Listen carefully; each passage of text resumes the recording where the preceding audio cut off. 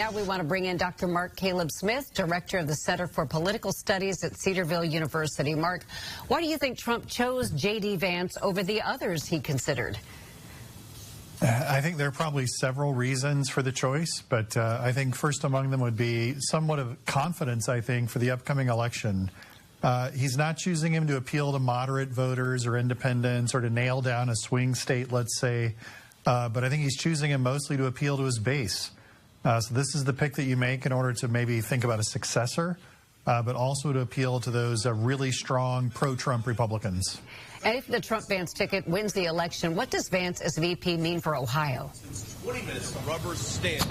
I mean, certainly it elevates Ohio in a sense. You know, Ohio has 7 former presidents in its history, but never a vice president. And so that would be a first. And that would help elevate Ohio's profile to a degree. But, you know, I'm not sure the vice president is necessarily all that much more important than, say, a sitting United States senator. But certainly it'd be something for Ohioans to pay close attention to. And lastly, what do you make of this meteoric rise of JD Vance? We never heard of him till Hillbilly Elegy, 2016?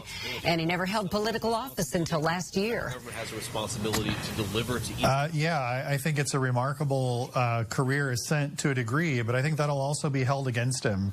One of the main criticisms will probably be that he's really just the beginning of his Senate career, and is he really ready to step into the White House should that be necessary? And so certainly an impressive start to his career, but something that will be used against him, I think. All right. Dr. Mark Caleb Smith from Cedarville University. As always, we appreciate your perspective. Thank you.